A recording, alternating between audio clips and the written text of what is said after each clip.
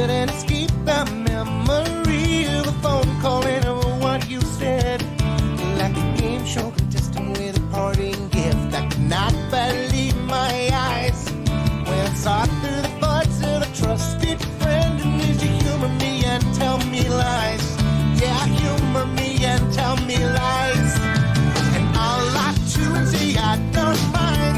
And as we seek, so shall we find. And when the feeling of it'll still be here, but now without a certain degree of fear, what will be you and me? I still can't see things won't believe, but yeah.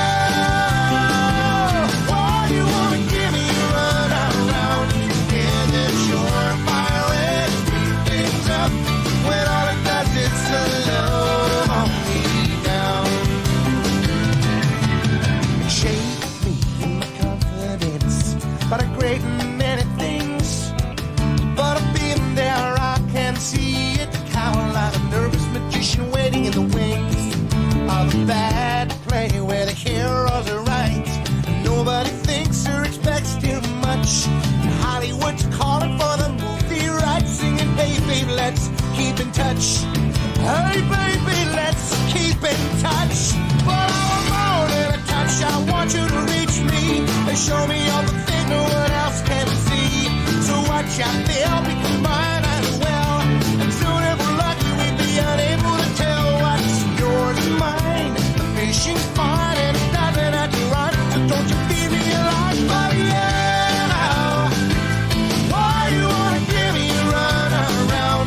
Yeah, there's sure fire way to speed things up when all it does is slow me down.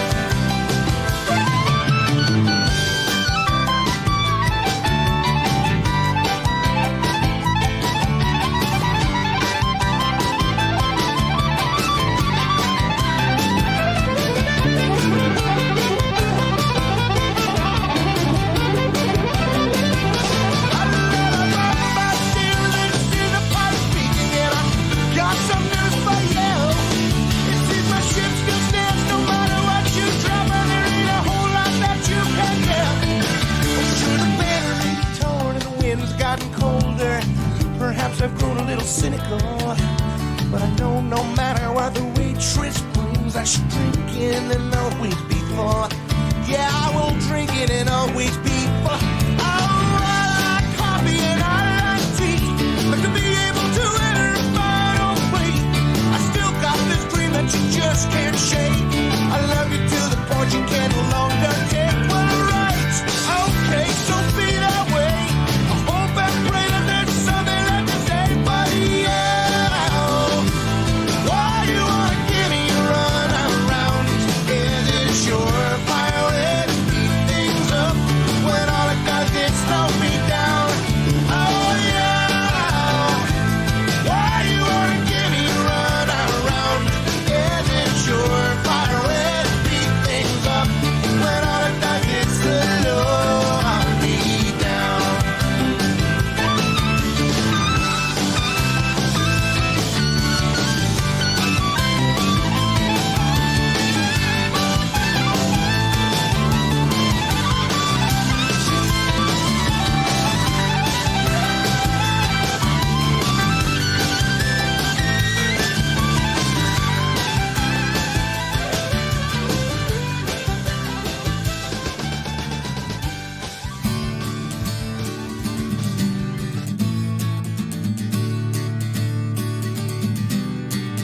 You'll say we've got nothing in common, no common ground to start from, and we're falling apart.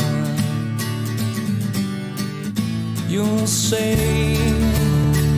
the world has come between us, our lines have come between us. Still I know you just don't care. And I said, what about breakfast to Tiffany? She said, I think I remember the film, and as I recall, I think we both kinda liked it. And I one thing we got.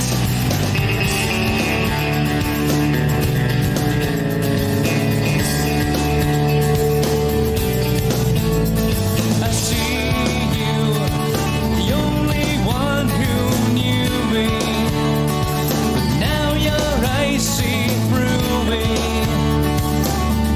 I guess I was wrong. So what now? It's plain to see we're over, and I hate when things are over, but so much is left undone. And I said, what about breakfast at Tiffany? She said, I think I remember the film, and as I recall, I think we both kind of liked it. And I said, well, that's the one thing we got. They'll say that we've got nothing in common, no common ground to start from, and we're falling apart. You'll say the world has come between us, our lives have come between us. Still I know you just don't care. And I said, what about breakfast at Tiffany? She said, I think I remember the film, and as I recall, I think we both kind of...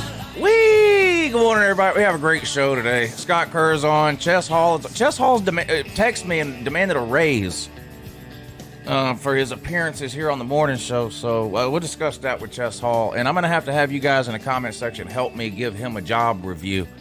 Try to determine if he actually does deserve a raise or not. And I have a full review for you on the new Saw movie with Sam Jackson and Chris Rock. Saw that Friday night.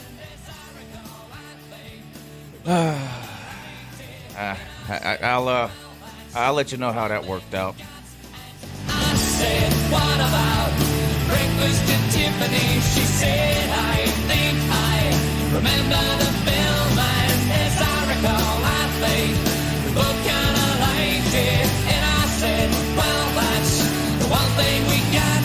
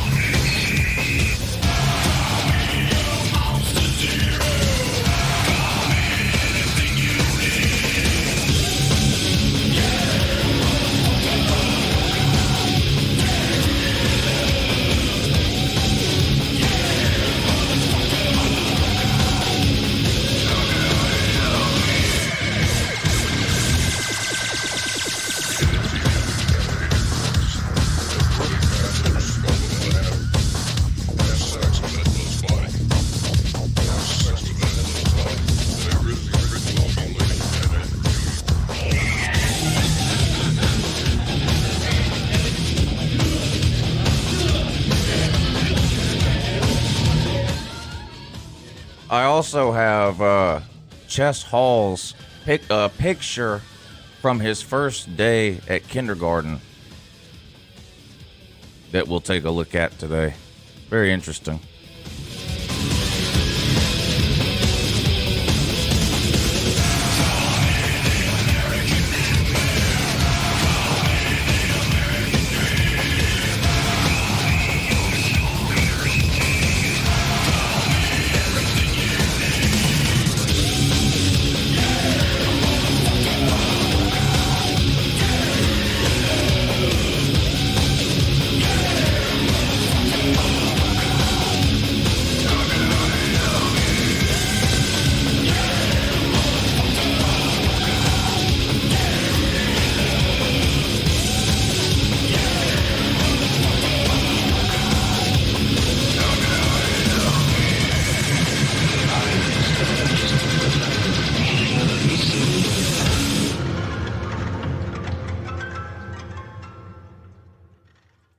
How's everybody doing? Happy Monday. I hope you had a great weekend. I did.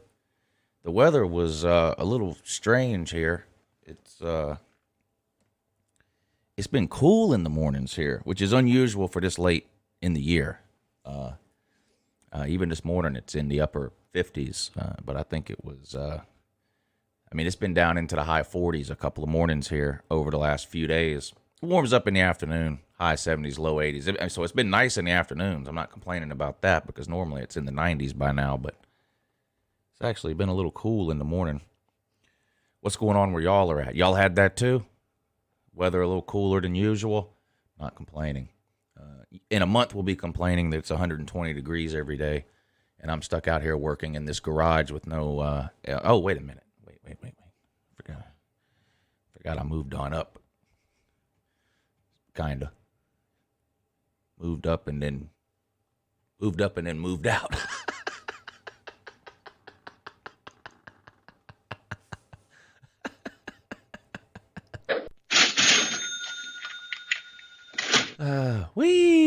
Anyway, I hope y'all had a good weekend. I did.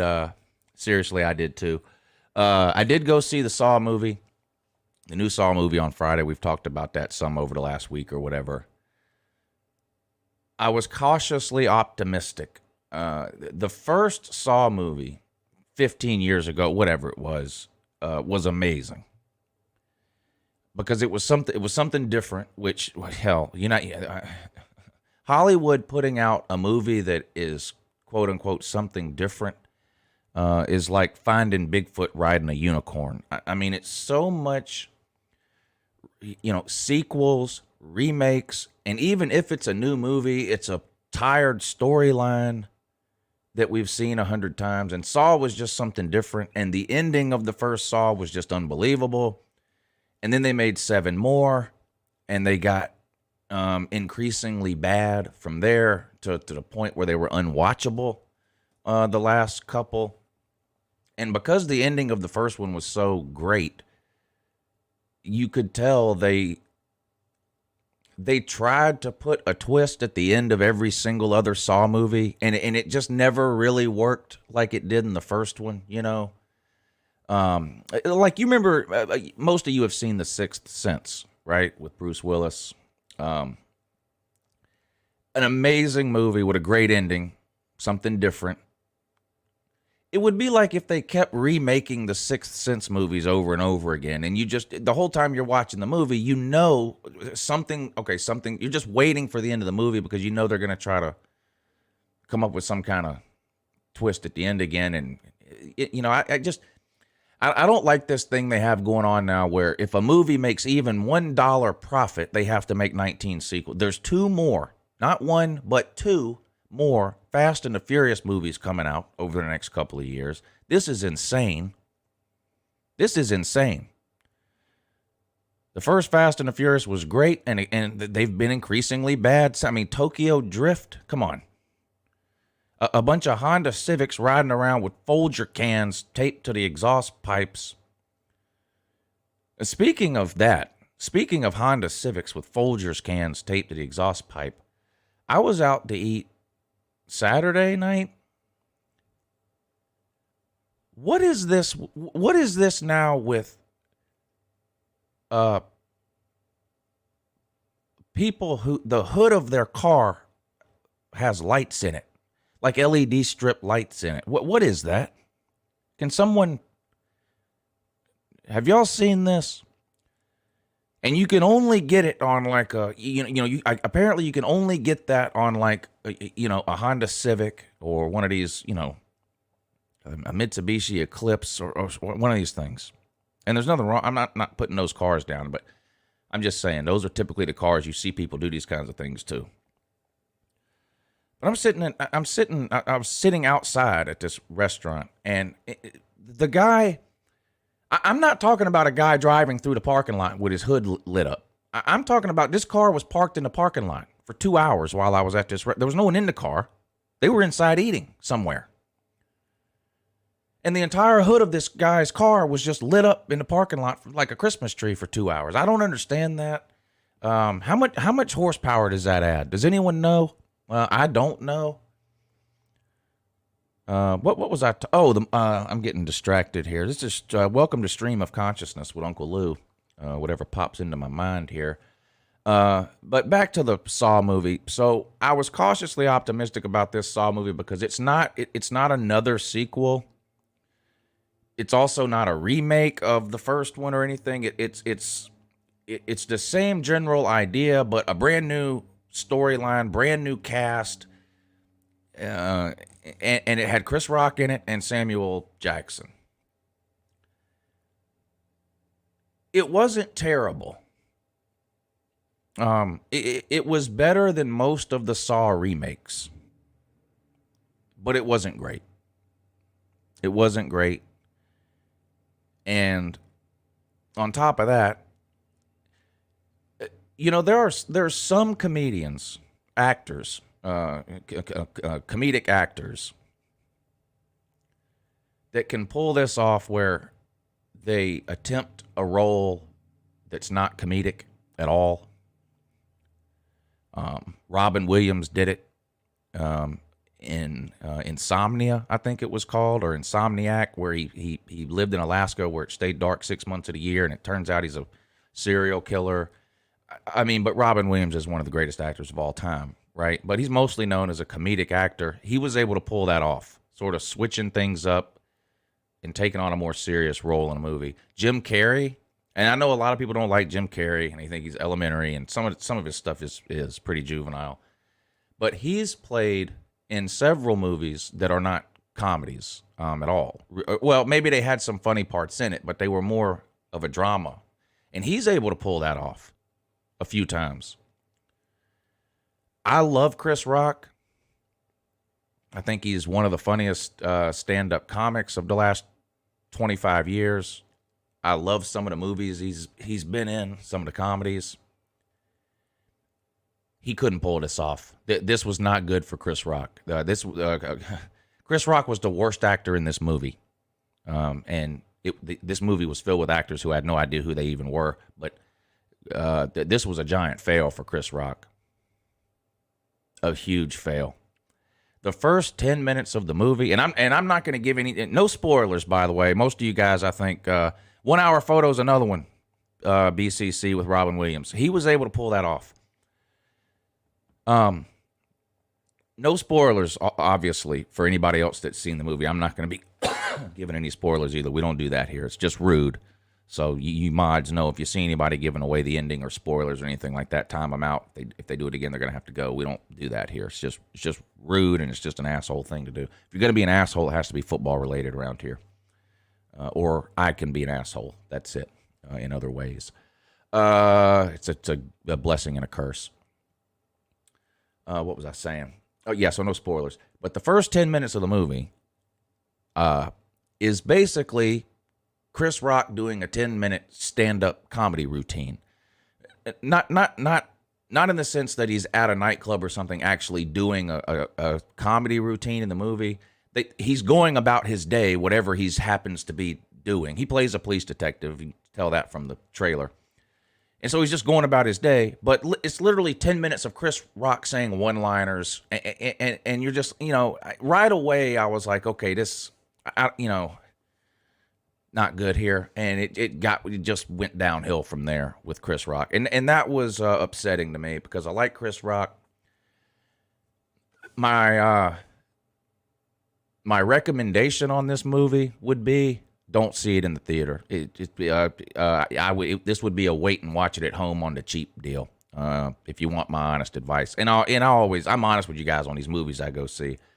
On the Lou scale, of course, 5 out of 5 Lou's is the most anything can get. That would be movies like Inception, whatever. This is. I would probably give this one 3 out of 5, but because Chris Rock is so bad, because he is so bad in this movie, I'm going to give it a 2.5. 2.5. Not a great movie. Now, I will say this: if you're like me, and you still enjoy going to the movies every once in a while, and you haven't been in a long time because of the pandemic and a lot of movies got delayed and you're just dying to go to the movies for some particular reason, to eat the popcorn or whatever the case, it won't be the worst movie you've ever seen. But it's not great. Not great. And they still try to trick you at the end. They try to do the big twist thing at the end. And to me, it just didn't really work. Rick, I'm going to disagree with you there. The first Saw movie is better than any Hostel movie ever made. How many of those have there been now? 3 or 2? But as a series, the Hostel movies were all good.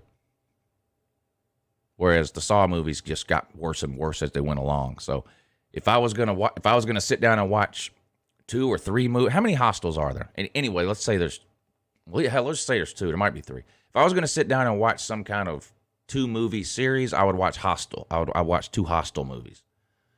If I was gonna sit down and watch any one movie, I would watch Saw. Saw 1 is better than any Hostel movie ever made.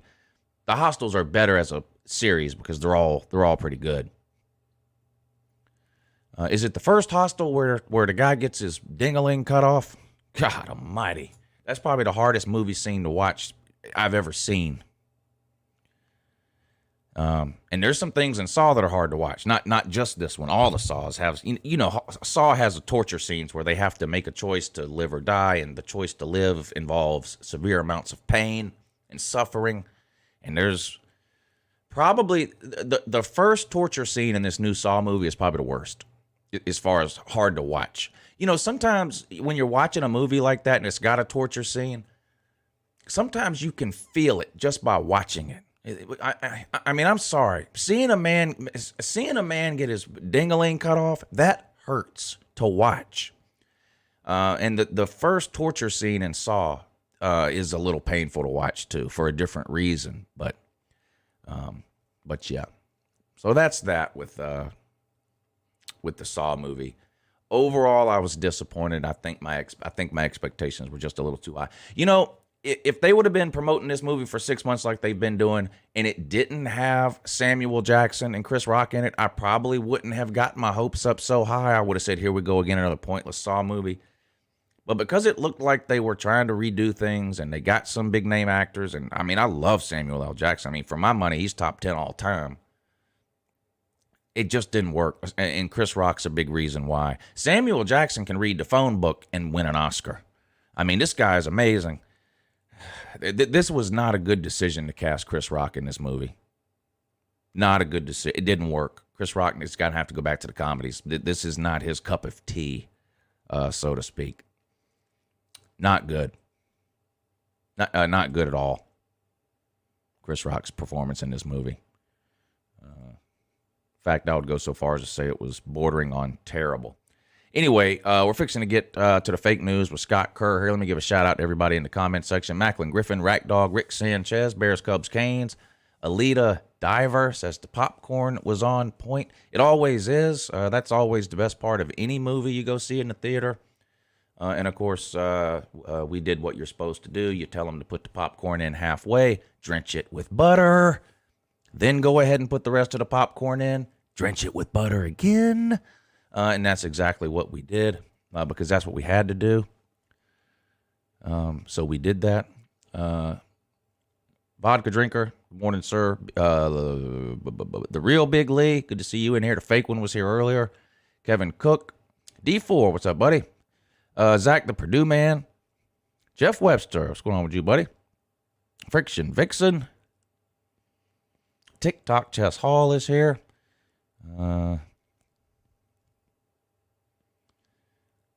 Yeah. Huffer Billy Paul. Polo, what's up, buddy?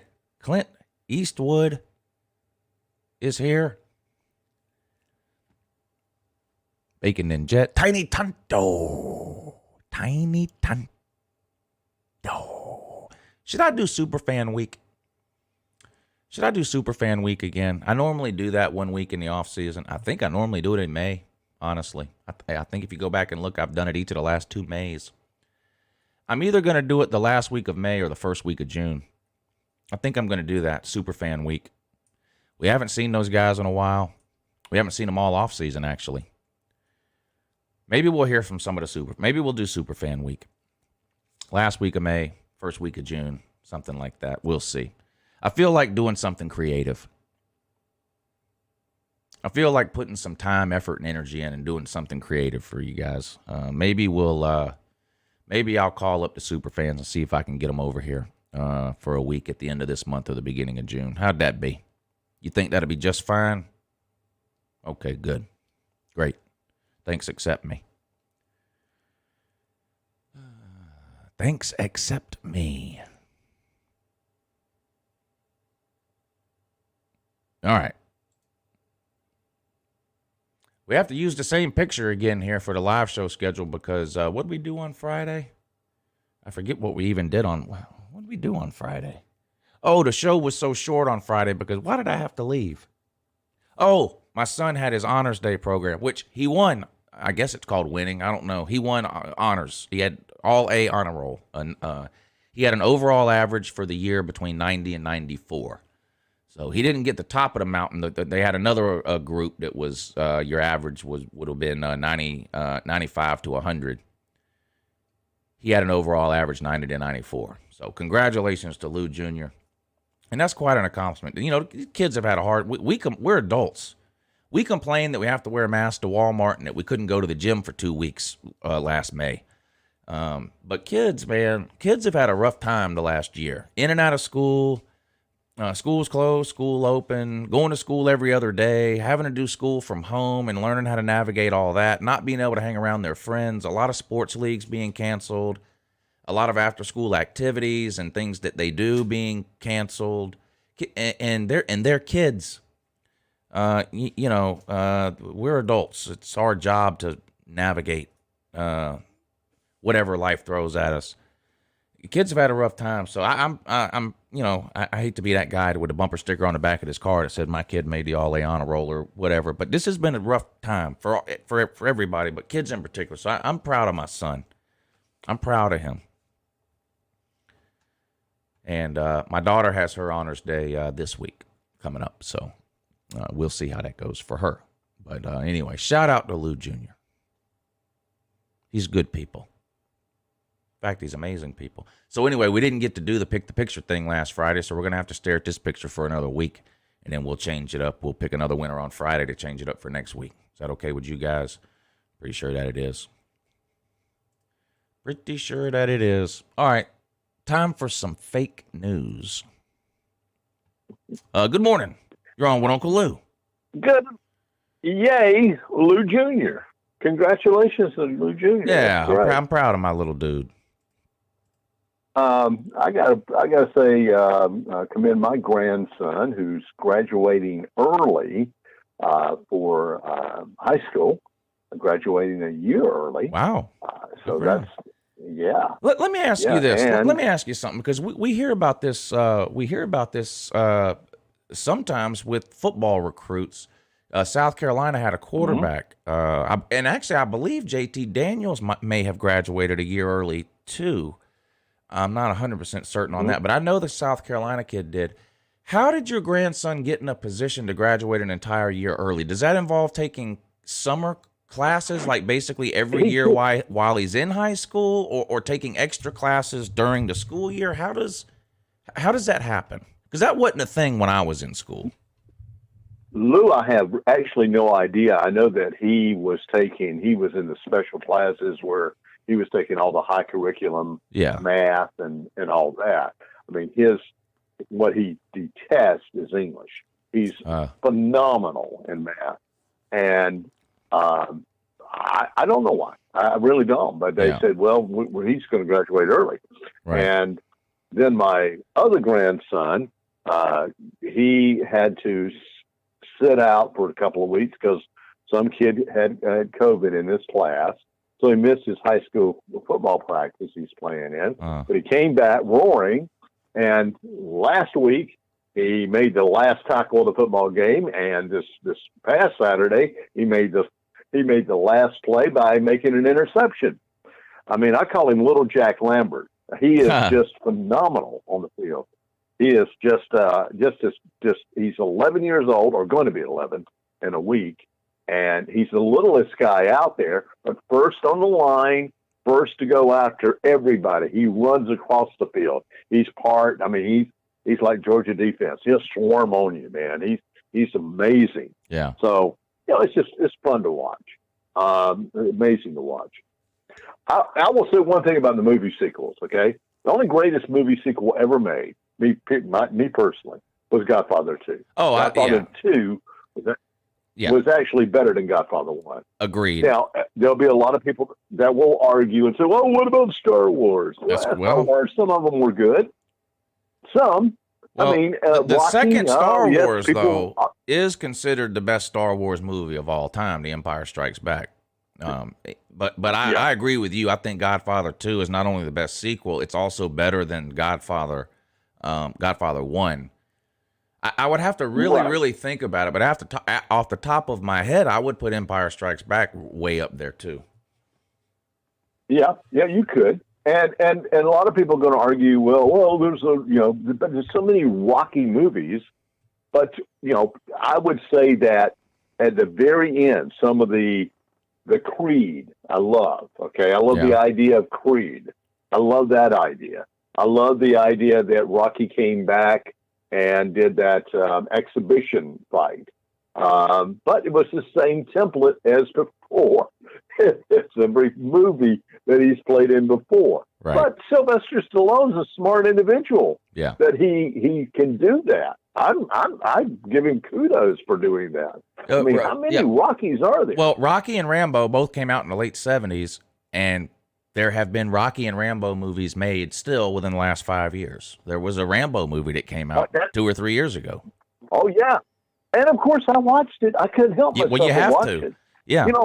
Especially if you were alive, if you were alive and watched those first Rambo movies or those first Rocky movies, you're going to watch whatever they do now, whether they're good, bad, or somewhere in between, because you've invested so much of your, like in my case, Rocky and Rambo were 40 years old. I'm 43. I've invested 40 years into the Rocky and Rambo series. There's no way I'm not going to watch the next one, whatever it is, I've never seen anybody explode. Just one person just, boom, explode. Except in a Rambo movie. Yeah.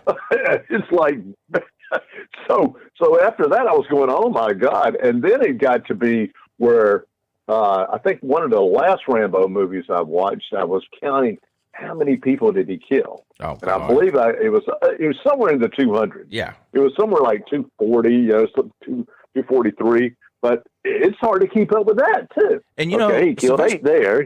Sylvester Stallone has a reputation, I think, of being dumb. And I don't know if that comes from the Rocky movies where he plays a dumb guy, or if he's actually a little dumb. I don't know. But he wrote and directed all those original Rocky movies himself. I mean, that wasn't someone else's movie. Right. He wrote those movies. Yep. And he has rode that to a 40-year career in Hollywood. I mean, he's a self-made guy. Has.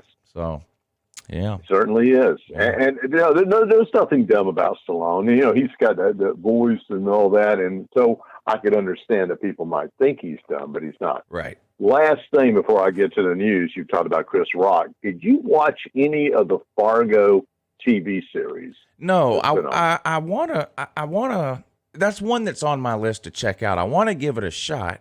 Now, the movie was amazing. Now, does this have anything to do with the movie? What they do is they're basing it on crime stories in or around related to Fargo. Okay, now because the movie was amazing, 20 years ago or whatever it was. The first one of the TV series with Billy Bob Thornton is absolutely phenomenal. Yeah. The second one, woo, it's out there. Okay. Yeah. All I will say is it involves UFOs. Oh. And then the rest of them, you go, eh. But the last one was Chris Rock. Oh. And Chris Rock, as a dramatic actor, was pretty phenomenal. He was actually pretty darn good in this. He dropped the ball in this Saw movie. It's hard to. It's so bad. It's hard to watch. Yeah, he was terrible in this movie. Well, I mean, good, bad, and indifferent sometimes with actors. Yeah, and I can see that. But anyway, yeah, I'm a big fan too. It's just like, okay, I watched a movie called The Marksman, which is a Liam Neeson movie. Yeah. And I just watched it in particular, Lou, to hear him say, I'm going to find you and I'm going to kill you. I just kept waiting on him to say, I have a very particular set of skills. Skills. And I'm going to find you and I'm going to kill you. Yeah, yeah. And he did have a particular set of skills. He was a Marine marksman, but he never said it, damn it. And it just made me upset that he never said it. But it wasn't a bad movie. Yeah. And then my wife had never watched, there's a new movie on Netflix with Amy Adams. Won't give it away, but she's an agoraphobic, which means she can't come over a house. And she lives in New York, and she sees a murder happen across the street from her by staying inside her house and through the window. So I told my wife, I said, well, this is like an Alfred Hitchcock movie, Rear Window. And she said, I've never seen it. So we watched Rear Window last night, which is a great movie. So we're now going to get on an Alfred Hitchcock kick, and we'll start watching all the old Alfred Hitchcock movies like The Man Who Knew Too Much, North by Northwest, et cetera. So I have never seen Psycho because the movie it's always scared the living hell out of me from everything that I've seen of it. I've never watched Psycho. I think I've seen that. I've seen that and The Birds, and I think those are the only two Hitchcock movies I've ever seen. I don't think I've seen any of the other ones. Oh man, Rear Window, North by Northwest. I don't think I've seen that. Is phenomenal. Speaking of Netflix, and then we'll get to the fake news. But I saw a lot of people this weekend on the internet posting about this new series on Netflix called The Startup, and saying it was really, really good. And I went to Netflix yesterday and looked at it, and it was, I think, number 8 in the United States. I like that Netflix is doing that now. That's kind of new. They have like a top 10. They'll tell you what the top 10 most watched things currently are or whatever. So I haven't tried it. You've seen it, I guess. I don't know. I haven't started it yet. I'm going to give it a shot. I try to watch the first one of Startup and just I'll try it again. I'll try to get into it. I'm back watching Ozark again because they're about to come out with the 4th season of that. Who Killed Sarah season 2 coming out in about a week too. So I'm excited for that one. Now I try to watch that, and I need to get back in that because that looked very good. It is very good. I didn't never watch all of it. Yeah. And season 2 coming out in a week or so. Good morning, Tiger Cat. Good to see you in here. All right, fake news. All right. Yes, sir. It's time for Lou 2 Fake News, and here's the news fit to be only on the Uncle Lou channel. By the way, you want to get, he's a Florida man, Lou, and Big Dummy queued up. Big Dummy for the first story and for the third story. Big Dummy for the first and the third? Yep, and you want to get, he's a Florida man, Lou, because that's coming right now. Okay, gotcha. Okay. First story, Florida man Dan Mullen. He's a Florida man, Lou. As the team at practice throwing shoes. One anonymous player said he's gotten us throwing Buster Browns, Red Wings, penny loafers, even snow boots, but no athletic shoes. When Mullen was asked about the activity, I want them to get into the habit of throwing shoes every game so the college will fire me and let me go about my business. What business is that, we asked, and he stated, disc jockey. I want to spin those labels between the tables and give the time and temperature every 2 minutes. One player says he plans to throw a shoe at Dan Mullen's head when they have steel toe shoe throwing time. The big dummy. You big dummy.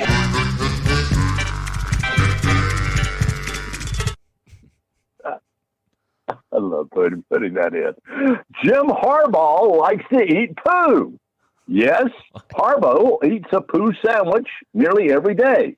As a child, Jim Harbaugh ate some dog poo in the yard, enjoyed it so much that he acquired a taste and has been eating poo ever since. According to Harbaugh, he's eaten all types of fecal matter, including horse, cow, pig, goat, and rare bear poo. His favorite right now is a turtle poo sandwich. I like it with some Hellmann's and a slice of tomato. His breath is so bad that the press conference that he was going to have, someone thought a sewer line had burst, and they canceled. Whether Harbaugh will be eating a shit sandwich for the upcoming football season is to be determined. Jimbo Fisher stated he plans on beating Alabama's rear end, and they meet on the field, which Nick Saban retorted, what at, golf? Remember, folks, Nick Saban would like to be a stand-up comic. Jimbo retracted his statement after finding out that he can't use a 12th man on the field. Hell, it's all over the field with signs that say we have a 12th man. I thought I could use him this season. The NCAA called Fisher and basically said, are you really that stupid? And explained the 12th man scenario to him. Jimbo is going back to the chalkboard where he had drawn up a whole scheme for the upcoming season using a 12-man offense and defense. The big dummy. You big dummy.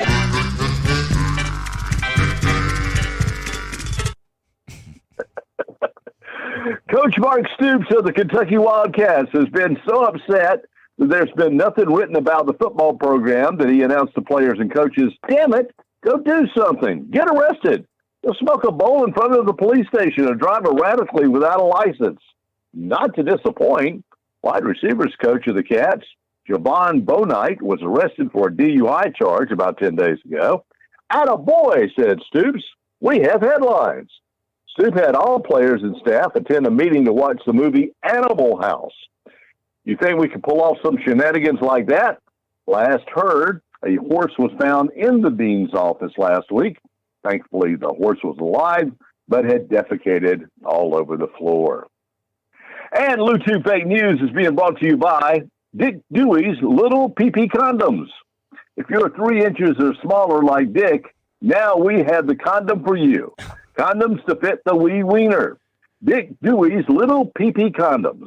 Available at all truck stops and now in the vending machines of all Poop and Go, Pee and Go, and Blow and Go stops on the exits of interstates across the country. And Hell's Angels Bar in Goose Creek. Due to gas shortages, the bike run to the Smoky Mountains has been canceled for the coming weekend, but somehow 4 electric carts from Walmart have showed up at the compound. So there will be kart racing this Saturday and Sunday at Hell's Angels Bar. Free motorcycle chains for the little children. Hell's Angels Bar, just before Stumpy's Firecracker Stand on Highway 78 in Goose Creek. And that is the Bluetooth Fake News of the Week. Otis, my man. Scott Kerr reporting.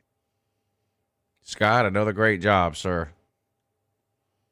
You're welcome, sir. Appreciate you taking the time. I know you got things to do, with the review of Chess Hall. So Can you believe the nerve? Can you believe the nerve of this guy texting me on Friday, asking me for a raise? I mean, the guy really. I mean, I thought it was a joke. But first of all, did he really? And I'm going to get into this with Chess, but I fired him at the end of last year for never showing up. Now he's turned that around this year once I rehired him. I don't know if he forgot or what, but there was a 6-month probation period when he was hired We're not even done with the probationary period. The probationary period runs to the end of June. And this guy is demanding a raise midway through May.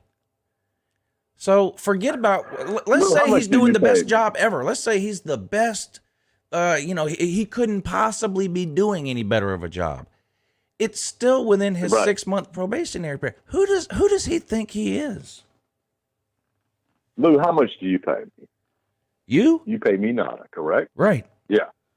You don't, right. You well, pay me I tried. You turned it down. No, what I'm trying to say is this. Money means nothing. I'm always on time, or try to be on time, okay? You know why? Because it's a character trait. Well, so yeah, I think so. Well, I've always had to be on time. Right. As a disc jockey, you had to be on time. You had to be on the air at a certain time. Thank you. And I am one of those guys that's, if I'm supposed to be at somewhere at 10 a.m., I'm there 10 minutes or 15 minutes before, just in case. Maybe I can get in a little early, or I want to make sure, or if I got to sign a release or whatever, I'm there. They know I'm there. So that's just, you're right. It is a character trait. Yeah. Some people, they just tend to be late and always late. Right. I don't know if Chess Hall is that kind of person or not. Right. I'm not sure. I love Chess. Great guy, Yeah, agree. A lot of nerve, this Chess Hall.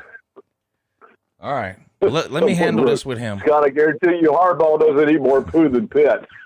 Boy, this guy, I'm telling you right now, I mean, this is a trash talk channel, and there's plenty of people on here who have dished out a ton of trash talk.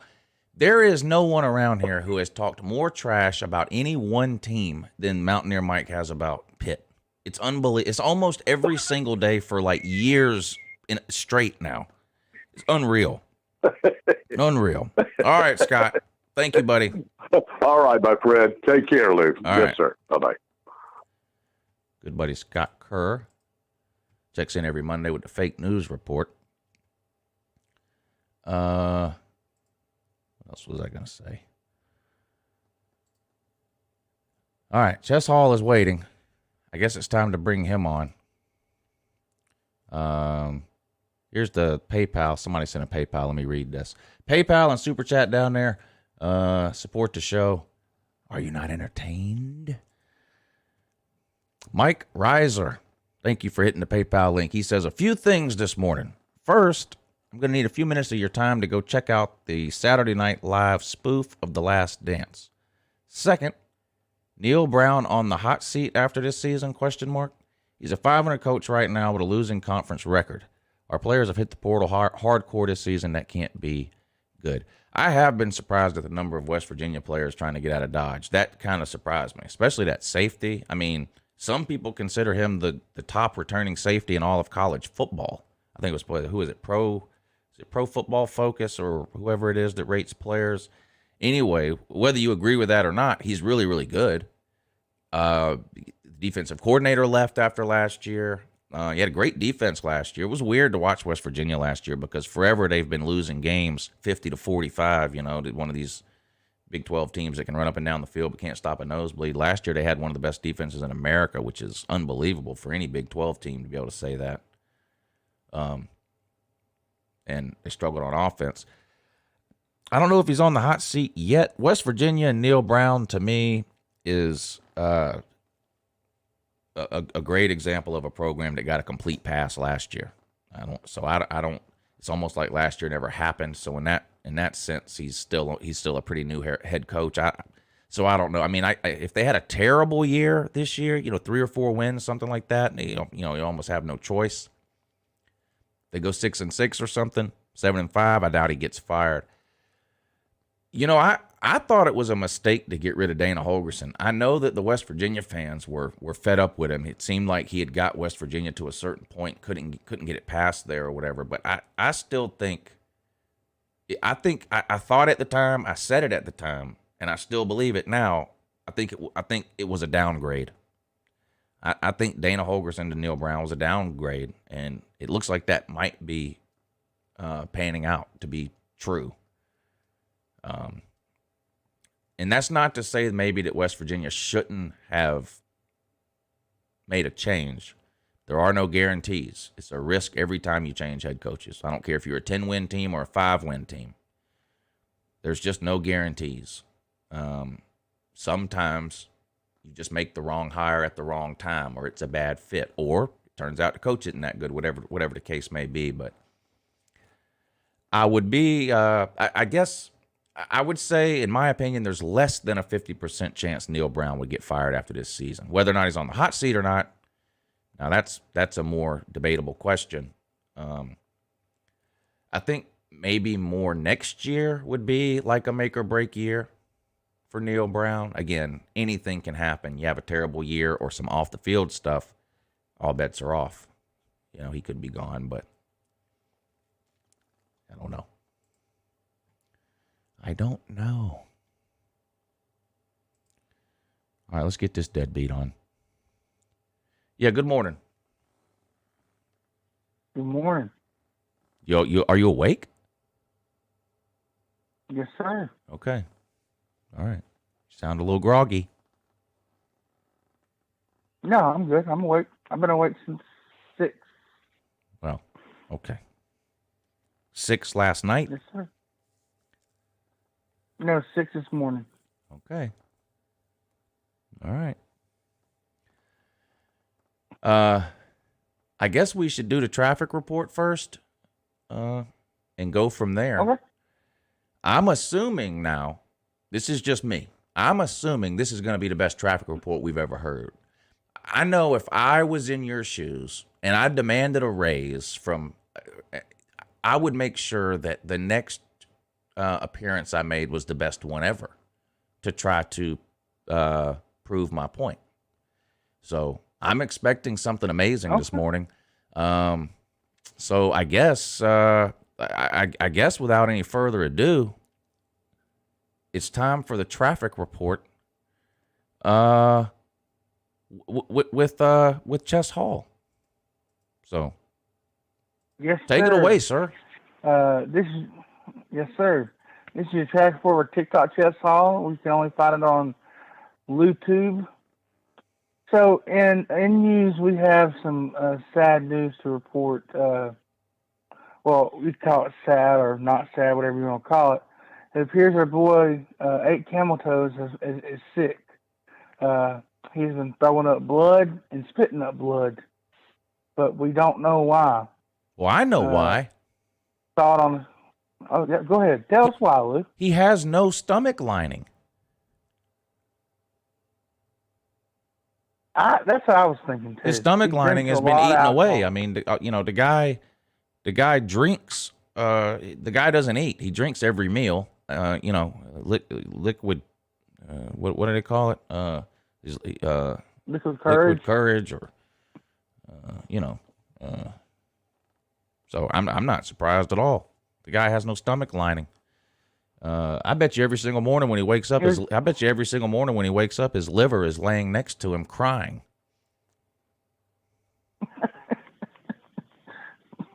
I would agree with that for sure. So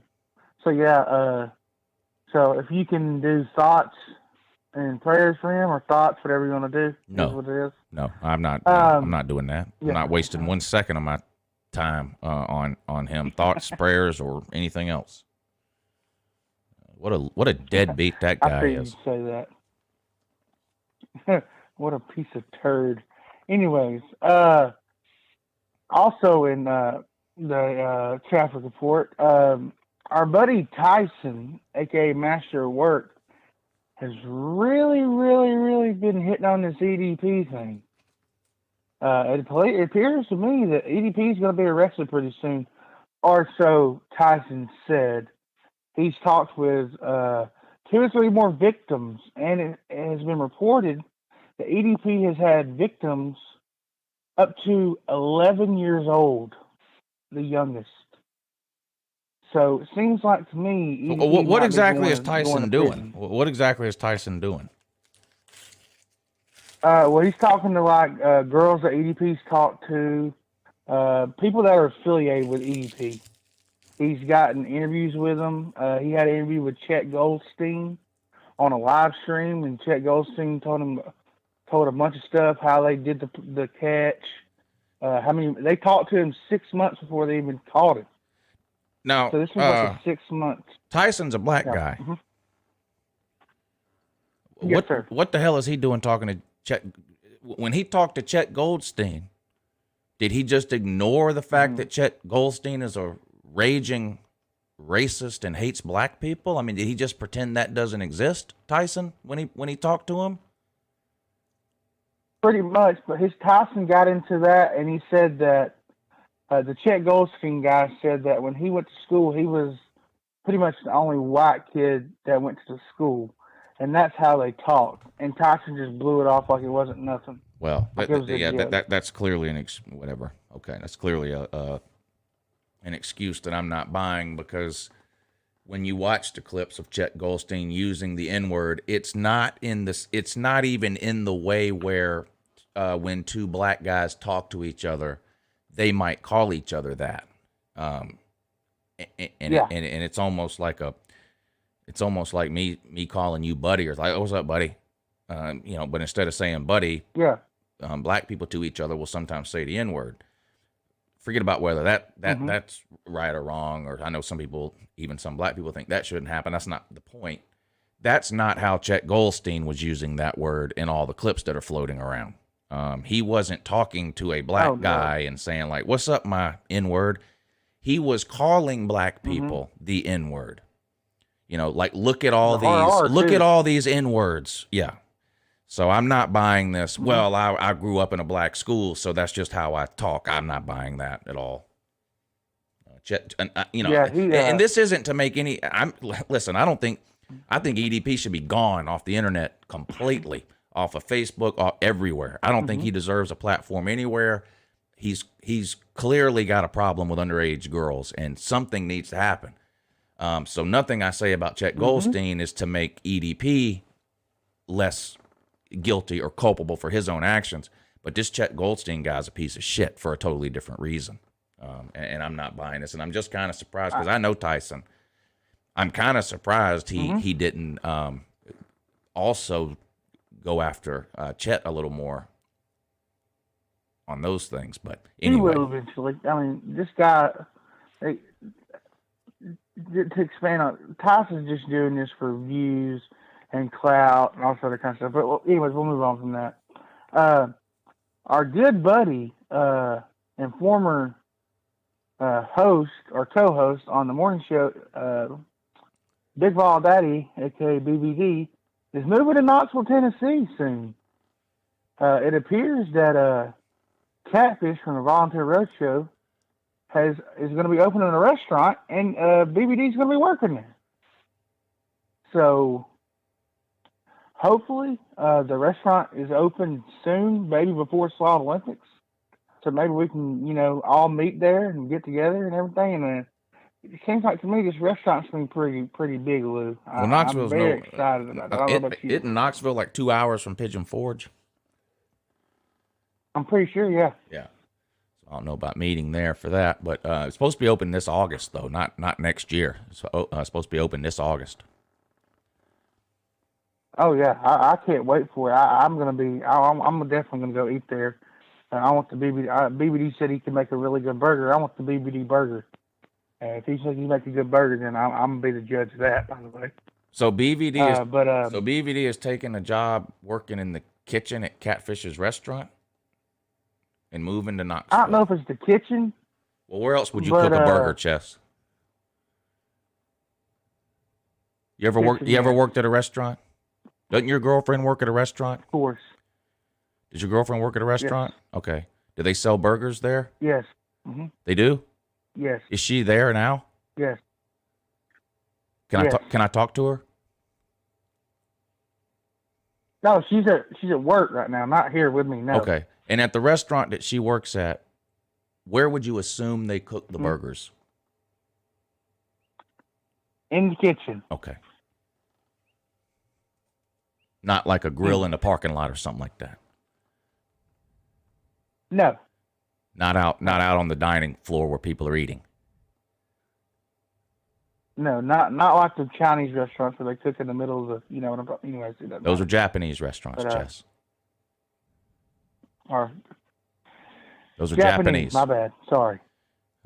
So when you say BVD is going to be making burgers, and I say he's working in the kitchen, and you say no, can you explain that?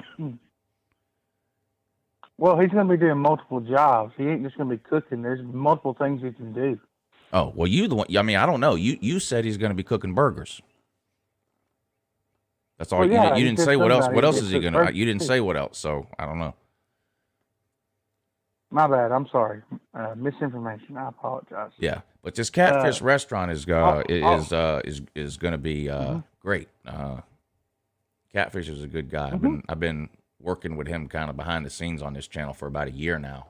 Not really on this channel, but we have some business arrangements. Me and Catfish do. He's a good guy, and I wish him nothing but the best. Restaurant business is tough. Yeah. Restaurant business is tough, and it's going to be like a sports themed bar / restaurant. You know, they're going to have all kinds of TVs in there, and he's going to have a game room in there with, you know, he wants to bring back like the classic old school pinball machines. You remember those, Chess? Oh, that's awesome. Yeah, I remember those. Those are cool. Yeah, he called me. He called me a week or so ago. Catfish did, and was telling me about this, and I'm happy for him. Catfish has had his hand in a lot of different pots over the last couple of years, and you know, like any entrepreneur, and that's basically what he is. You know, some ideas work and some don't, and I really hope this works out. He deserves. He's a hard-working guy. I think most of us around here only know him from his YouTube channel, so everybody has their own opinions on that and draws their own conclusions about how they like or don't like that or whatever. But he does a lot of things that we don't even see, and he deserves some success. And I hope he gets that from this restaurant / sports bar that he's doing. And maybe Uncle Lou go up there one Saturday during the season and broadcast live from there. That way, that would give all the Tennessee fans who love me so much a chance to come down and meet me. Yeah, and he it'd be amazing for them. There's going to be a studio in the there's going to be a studio in the restaurant too. Yeah, he's going to have a spot there where he's going to do all his YouTube videos and stuff like that too. Yeah. That's awesome. That's cool. Good luck to you, Catfish and BBD, and whoever else is involved in it for sure. I have one last thing to report, and it's kind of ironic in a way. I never thought it'd happen, but me, as in TikTok Chess Hall, hit 1 year on YouTube Saturday, Lou, and you were there for it, and I do appreciate that. I never thought I'd make it a year on YouTube, but here I am. You know, they said you wouldn't make it a year. I don't know. Well, they were wrong. Well, they're usually wrong, aren't they? Yes, usually. Yeah. Now, turns out they were finally right about something, though. Uh-huh. You know what that was? What? Morning Wood. Remember that? Oh. Remember that show? Yes, sir. You do? Mm-hmm. Yeah, they were right about that. Mm-hmm.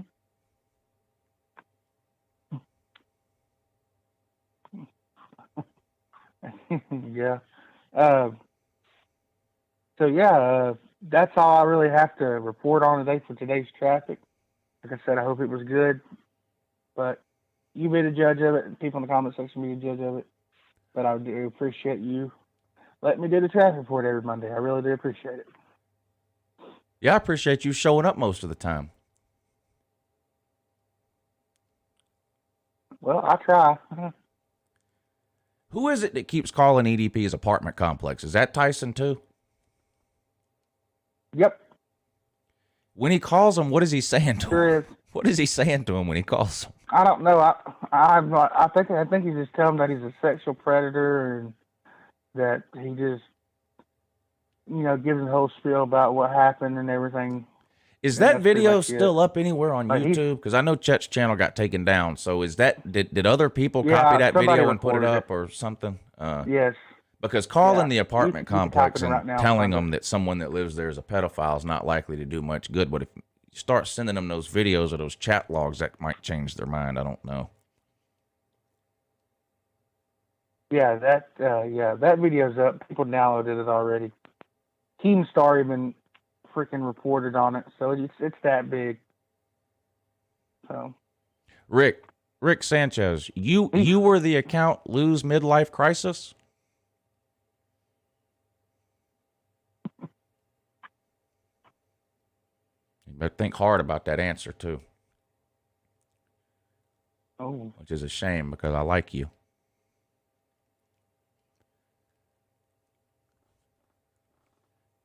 And that name had a lot of potential, a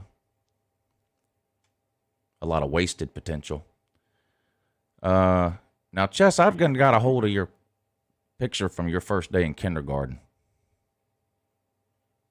and yes, sir. And it's alarming. Okay. Do you have anything to say about this before I show it? No, I have no shame in my game. Go ahead and show it. Now, I'm not going to lie. When I first saw this picture, I was like, there's no way this is a kindergartner. But then I remembered it was Chess Hall. So I said, well, maybe it is. And this guy looks like he's in about 4th grade, but...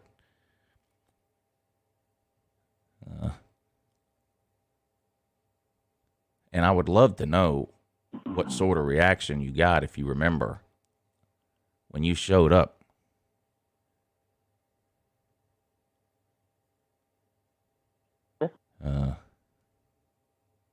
Well, anyway, let's just show the picture.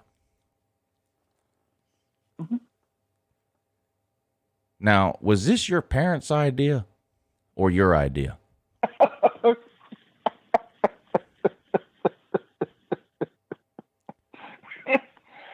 and did you make it? Did you make it all day, or did they send you home? I made it to the first class, and then the teacher noticed and then sent me home.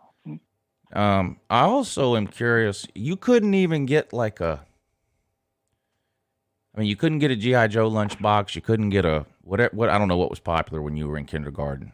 But this is just a plain blue lunchbox. Yeah, blue's my favorite color. I guess.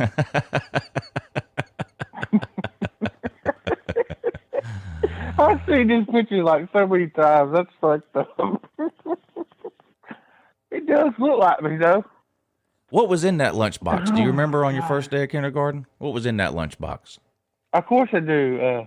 2 peanut butter and jelly sandwiches, a Lunchable, and some juice boxes.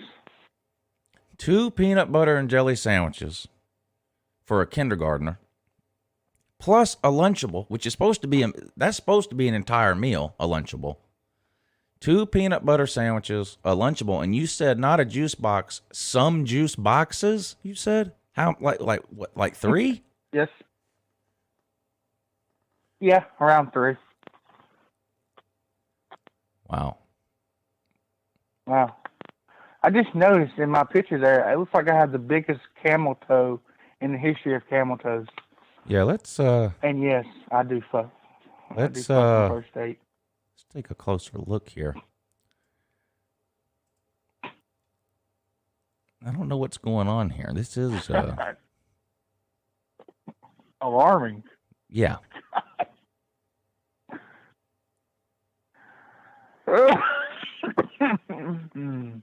Wow. Yeah, that's a big moose knuckle right there. And I would also like to get some questions answered. Now, are these orthopedic shoes? Yeah, diabetic shoes, totally. Are those Velcro too? You gotta have that wide width. Yeah, Velcro. You know, I'm not too lazy to tie them. Yeah. They got to be the wide width ones because I'm flat-footed. And I have cankles, as you can tell. Were you popular in kindergarten? No, not very much. So no.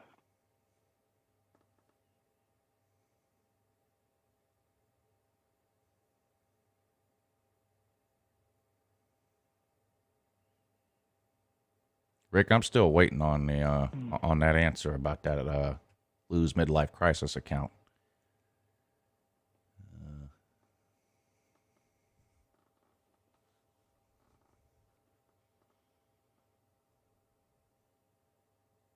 I'll give you a minute or two to formulate your thoughts. Yeah, J-Dub, I always had candy in my pockets. So there you go. Somebody says, are those plastic shoes? No. Actually, they light up. They're like the Skechers in a way. I had especially made, but they're not lit up because it's during the day. Hey, Tim, what's up, buddy? Double T Sports. I didn't know you had changed your name. Magic shoes. Those magic shoes, Chess? Yep. You click them together and there's no place like home. Yeah.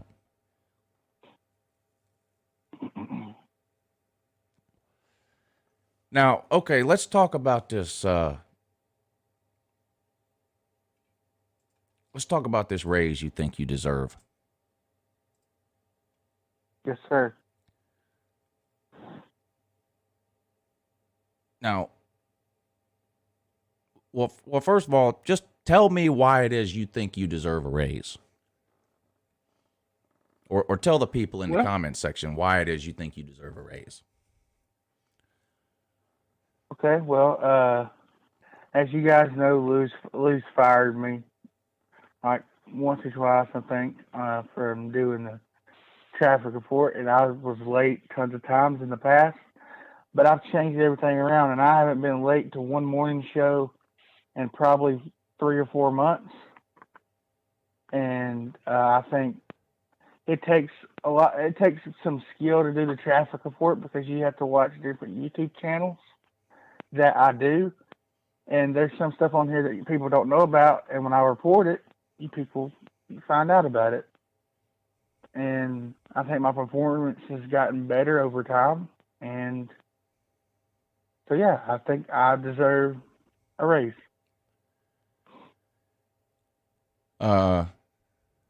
Hold that thought for a second. Rick, this isn't a democracy around here. It's a dictatorship ran by me. There are no Fifth Amendment rights here. Refusal to answer results in an automatic guilty verdict here. So I'm going to ask you one more time to explain to me the Lou's midlife crisis account, and then I'm going to have to make some decisions. Okay, Chess. So you started doing this towards the end of last year, I think. Is that right? The traffic report. Yes, sir. Yes, sir. Yeah, and it was hit or miss whether you'd show up or not. Some days you would show up, some days you wouldn't. Of course, you had a different excuse every time. And like you said, I had to go ahead and fire you 2 or 3 times there within your first 4 or 5 weeks on the job. Now I kept rehiring you because I'm a glutton for punishment and an overall nice person. Mm-hmm. And in January, when I rehired you this last time, I said, this is it. There's no more chances here. And it's going to be a 6-month probation period. And within that 6 months, if you ever don't show up, that's it. It's over. Blah, blah, blah. And to your credit, you have showed up every single time. Except for one. And why was that again? Because you had to cancel the show. Well, no, that doesn't count. But wasn't there one time I did the show, but you couldn't be here for some reason? Oh yeah, one of my family members passed away. Right.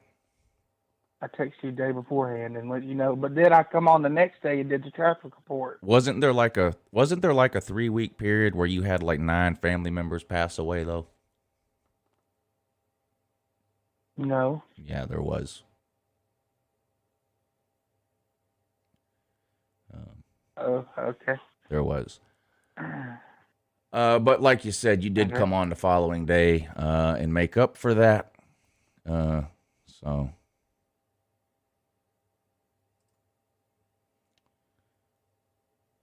I guess that's okay. I don't know. Now,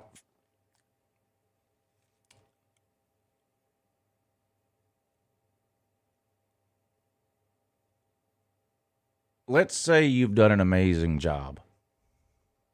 Every Monday has been a 10 out of 10. There's still the issue of the 6-month probationary period. So why specifically should I not at least wait until after the... What if I say okay, and then next Monday you don't show up? Then what? I mean, shouldn't we at least wait to the end of the 6-month probationary period before we really even have this conversation at all? But apparently you think you're doing such a great job that we need to not only give you a raise, but cut the probationary period 6 weeks short. Why? Because I think that I think that you thought I wouldn't last this long, and you'd have to fire me for good. And everybody in the comment section thought that too. And nobody thought I could turn it around with my ways, and I have. So I proved all the doubters wrong. And I think I've done a hell of a job on traffic report. I put a lot of effort into it, believe it or not. Now, would you say that... I know some. Would you say that showing up on time and showing up every day that you're supposed to is like exceedingly great, or just the bare minimum required to even keep your job? Just in general, not this job. I'm just saying any job. But for example, let's say you worked at Walmart for 5 months. And you walked into the manager's office and you said, I've been here for 5 months. I've only missed one shift, and I've showed up to work on time every time. Is that generally speaking enough to give somebody a raise? No. Yeah, that's pretty much the bare minimum just to keep your job. Yeah, right. Raises are usually based on performance, not your ability to just simply show up on time. Would you agree? Yes, sir. Okay. For sure.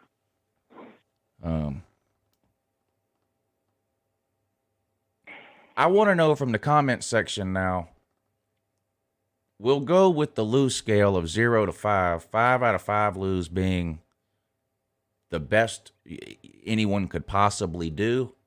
0 out of 5 being didn't show up or was half asleep while they were working. How would you guys rate Chess Hall's performance on the traffic report just over the last 5 months? Forget what happened last year when he didn't show up half the time. We're only judging from January to now. 0 to 5 lose. How would you guys in the comment section rate Chess Hall's performance over the last 5.5 months?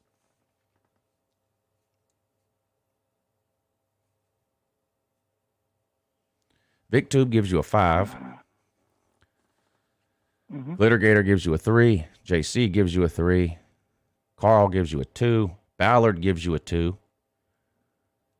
Dogs for Life gives you a 4. Ballard. Melissa May gives you a 5. Georgia Forever, 4. Kevin Cook, 3. Double T 3, Bacon Ninjet 4, West East 3. Ballard says, just kidding, it's a 4. Sea Dog 2, East Tennessee Sam 4.5, Brando 3, Rob Dog 3, Cadillac 3, Silent Chaos 5 out of 5, Jeremy 4, Slim Shady gives you almost a 3, DJ 3, Macklin 4, Big Lee says 4. There's always room for improvement. That's true. Shane 3, Sea Dog 4 out of 5, Rick 5, West 3, D4 4, Tiger Cat gives you a 3, J-Dub gives you a 3, your girlfriend gives you a 4, Babe gives you a 4. Thanks, babe. Thanks, babe. Love you. Crimson Braid gives you a 1, Friction Viction 3.5, Jerome Pruitt 4, Issaquah Jones gives you a 5 and a heart symbol.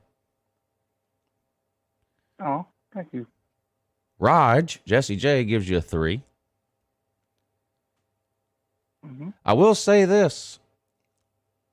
It looks like it's mostly 3s, but there are more votes that are higher than 3 than there are votes that are lower than 3. There wasn't very many 1s or 2s. There was a couple of 5s, several 4s, a whole bunch of 3s, several 2s, and at least one 1 that I can remember from your buddy Ballard. I remember that, Ballard. Now Ballard says, Chess has showed up. He presents good content about everyone in the community, from Lou to Kingdom Come. Ballard, make your mind up, son. J-Dub gives you a 3. Now, that's a little surprising because J-Dub is a very harsh critic. Thanks, J-Dub. Means a lot, bud. He pretty much comments about everything that he sees on any YouTube channel as being terrible. With comments like yawn or this is boring, stuff like that. And he actually gave you a 3. I don't know that I've ever seen him say anything nice or positive about anybody's YouTube content. So that's pretty good that he gives you a 3. Yeah.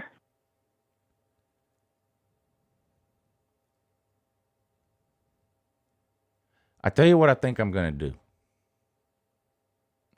I'm going to be honest. I haven't reached a permanent conclusion here.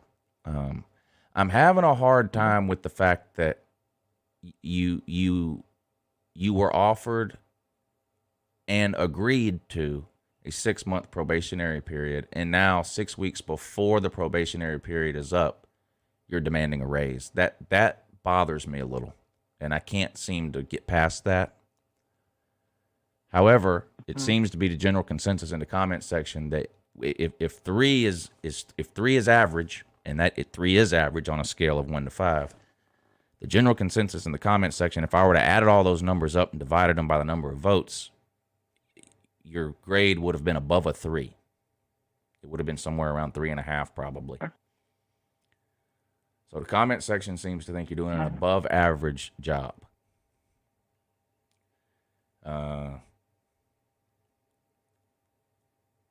So I'm prepared to make you an offer.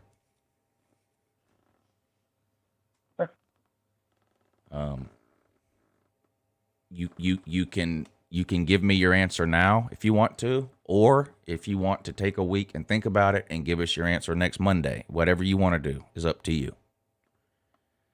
I would describe my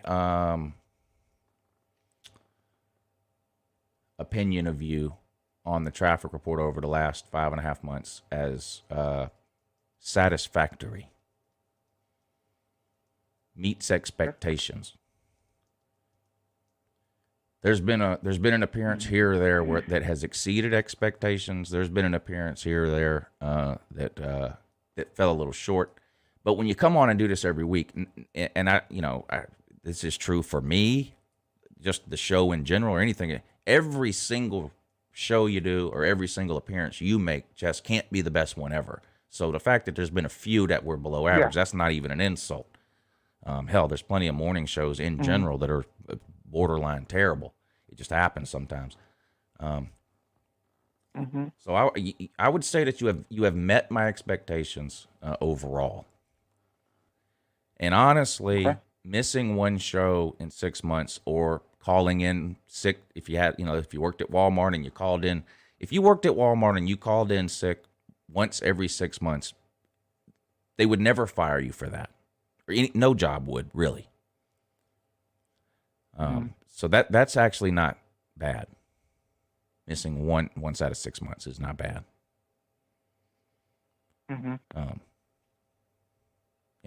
There's been other people who have been in and out of here that if they had only missed one day in 6 months, they'd still be here. But they're not. So got to give credit there. So here's my offer. If we were having this conversation at the end of June, I would be inclined to give you the raise based on everything we've talked about and the feedback I've received from the comments section. I would be inclined to say yes. The 6 month probationary period is a hurdle that I'm having a hard time getting over. And let's be honest, Chess, the reason for the 6 month probation period is Chess Hall's fault, not Uncle Lou's. Would you agree? Oh yeah. There never would have been a 6 month probationary period starting in January if you hadn't been fired 15 times between November and December, right? Correct. So Chess Hall made this bed. Now he's sleeping in it.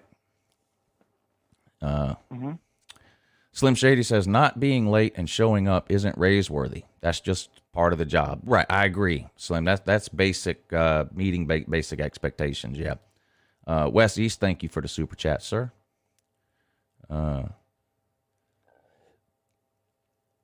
In June, which would be your last month on probation, we're doing LouTube's Got Talent. By the way, everyone watching and listening, start thinking about your talent. All right, because it's going to be June here before you know it, a couple of weeks, and we're going to do the talent show again. We did it last summer. The two things I've done on here that have most exceeded what I thought they could possibly be: Slob Olympics and LouTube's Got Talent. LouTube's Got Talent was unbelievable. It's still the most fun I've had ever on this morning show. Was that 2 or 3 week period where we did the talent show? That was so much fun. We're doing it again. We're bringing it back this June. Everyone, start thinking about your talent. It has to be video. It has to be on video. How you video it and how you get me that video, that's up to you to figure out. I can't be explaining to 100 different people how to get me a video. Email me the video. Facebook message me the video. Post the video on your Facebook page and tag me in it. I mean, there's a million ways in 2021 to get someone a video. All right, figure it out. If you have a YouTube channel, upload it on your YouTube channel. I can then download it from your YouTube channel and show it on the morning show. But start thinking about your talent, but it does have to be on video. We're going to run that again in June. Now, Chess Hall, you entered the talent show last year. You sang a song into a dip spit bottle. Do you remember that? Yeah.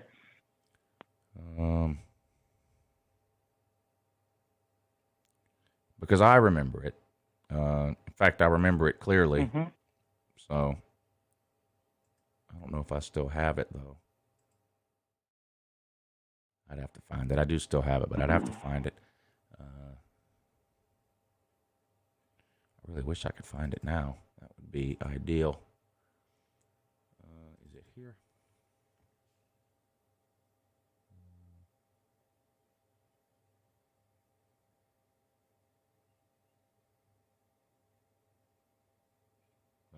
Well, I'll find it another time. Anyway, I need a co-host for the talent show. Last year we did the talent show, I believe, 2 mornings a week. for 2 or 3 weeks. And that's basically the plan again this year. We'll see how many entries end up coming in. That kind of determines. I think we had 20 last year. I would love to have at least 20 again this year. If you weren't around last year, we had people send in everything from singing songs to playing guitars to saying the ABCs backwards, playing the drums. We had one person didn't have any drums, so they just slapped their knees was their talent. What else did we? We had a skateboarder. We had a guy send in his soccer highlight video. We had people do impressions or impersonations. We had flashlight pee-pee. There were some, and some were terrible. Some were great. And you have to have the terrible ones, right? I mean, we've all seen American Idol and America's Got Talent. Without the ones that are terrible, we wouldn't watch those shows. So it's nice to see some people who have some actual talent, but the terrible ones were good too. Anyway, your talent can be literally anything. Anything you send in to me on video that you claim is a talent, I'm going to put on the show. Maybe I don't know. Maybe you scramble eggs better than anyone else. If that's what you want to send in, a video of yourself scrambling eggs, by all means, send it in. Send it in. Not right now. Don't send it in right now. I'm going to create a separate thing for people to send the videos to, so it's easy for me to keep up with them. But anyway, what I'm saying is, so start thinking about your talent. Last year, we gave $100 away to the winner. I think this year, the prize pool is going to be $200. I haven't decided yet if we're going to do winner take all again and really make it worth someone's while by winning $200, or if maybe we split it up into a first and second place thing. 150 to first place, 50 to second, whatever. But it's going to be a $200 prize pool this year. So the prize pool has been doubled to $200. So I'm expecting and hoping for a lot of entries in this talent show. But Jess, I had a co-host last year.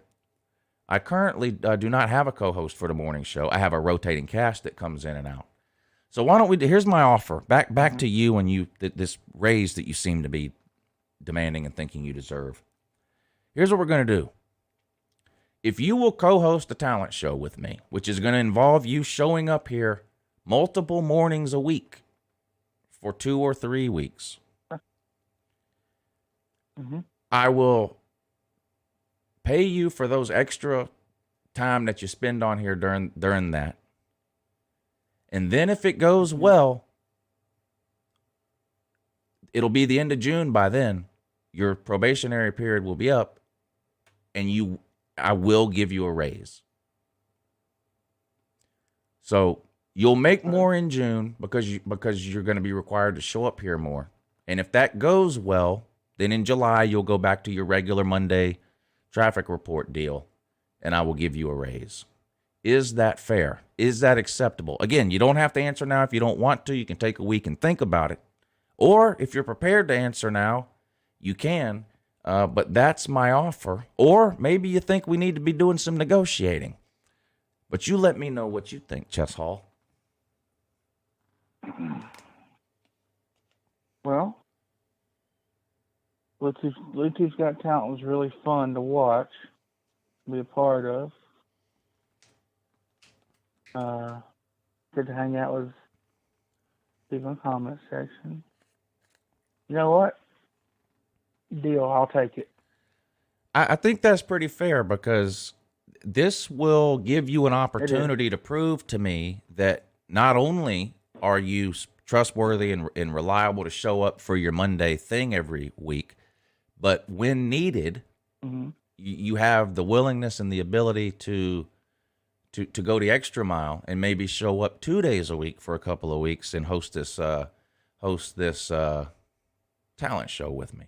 And if that works out, then in July, you will go back to doing your regular Monday morning deal, and I will give you a raise effective in July. That way, you get what you want, a raise, and I get to go to sleep at night knowing that I made you wait your full 6-month probationary period before I technically gave you a raise, but you'll still make more in June because you'll be on the show basically twice as much as you are now. So I think that's fair. Now, what do you guys in the comment section think about this compromise that me and TikTok Chess Hall have worked out here? And do you think he will show up for the multiple mornings in June when required as part of his duties as LouTube's Got Talent co-host? I think I'm a pretty fair individual, to be honest.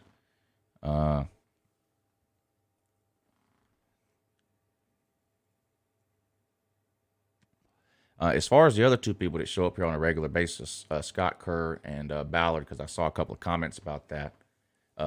Scott KERR refused to be paid, which didn't hurt, didn't hurt my feelings at all. Ballard refused to fill out the required paperwork, therefore basically also choosing not to get paid. So if anyone's wondering, just so I'm transparent and clear.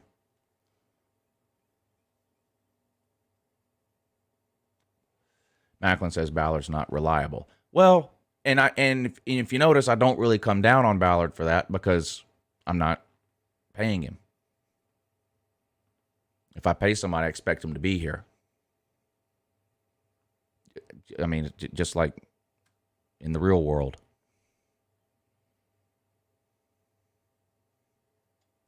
Jess, I feel like we worked this out in a reasonable manner. I did too. Appreciate it. I don't really feel like I browbeat you that bad, and I don't really feel like you held me over the barrel or anything like that. I think this was a fair and honest negotiation that reached a reasonable outcome and conclusion. Would you agree? Yes, sir, I would agree. Okay, good. Great. Somebody asked for the dates of the. I'm not exactly sure on the dates yet for the talent show. I guess I'll probably figure that out in the next week or so.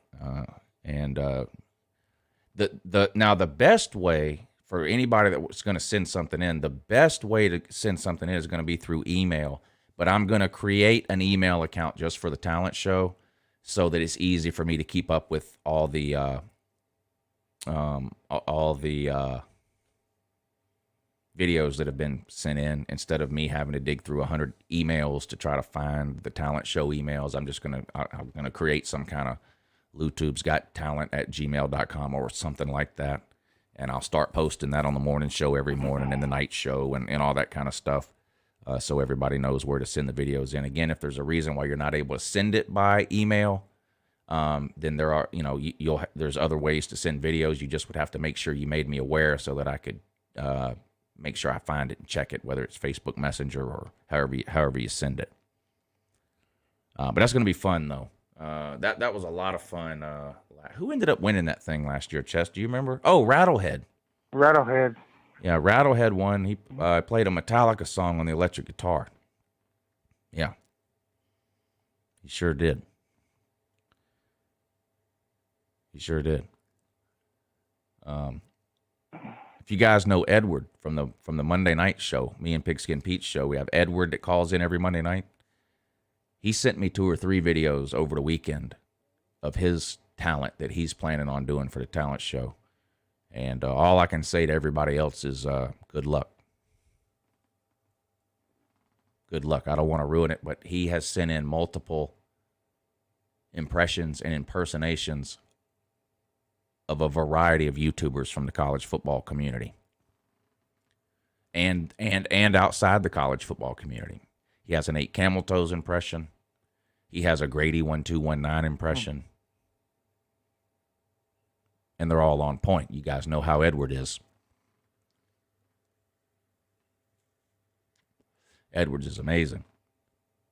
C-Dog better be sending in some kind of kazoo, something or another, too. I'm going to be extremely disappointed. Oh, there was a question a couple of weeks ago, too. Can it be 2 people, 1 talent? Of course it can. We had that last year. You remember the guy that played the guitar and his girlfriend sat on the bed of the pickup truck and sang? Remember them? Jess? Mm-hmm. Everybody remembers them. Yeah. They were good. She was cute. Right. Mm-hmm. Right. He was handsome as well. Was he not? Mm-hmm. Yeah. So, yeah, the talent can be an individual talent. It can be a duet type of talent. We had one that was sent in that was like a group. We had one person send in a video of a group dance that they did for their high school talent show. Like a modern day NSYNC out there dancing on the stage and that. So the talent can be whatever you want it to be. It can involve as many people as you want it to involve. If you win and it comes to paying out the money, that's, if there's 5 people in it, that's up to y'all how y'all split that up then or whatever. But yeah, the talent you send in can be 1 person, 2 people, 20 people, whatever. Jess, you think Jordan has any type of talent at all? Of course he does. What is it? Of course. What is it? Trying to think. College football knowledge, would that be a talent? I guess, but how would you demonstrate that on a video? You could do like an ESPN report, like the no. Hey, that's true. You could do that. Broadcasting or sportscasting is a talent. And you saying that's Jordan's talent? I think it is. Okay. All right. Well.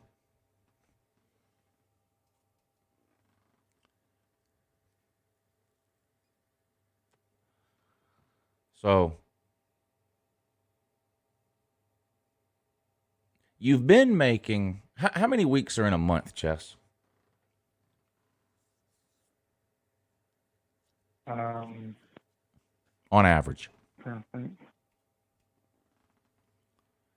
4, Chess. Oh God. Okay. On average, there's 4 weeks in a month. On average, there's 4 Mondays in a month. Sometimes there's 5. But on average, there's 4 Mondays in a month. So you've been making $25 an hour? Yeah. Yeah. And you're demanding a raise. That's unbelievable. Unbelievable. There's college graduates that don't make $25 an hour. Yes, sir. But you're saying you're worth it. I guess I'm agreeing. I don't know. I guess I'm agreeing.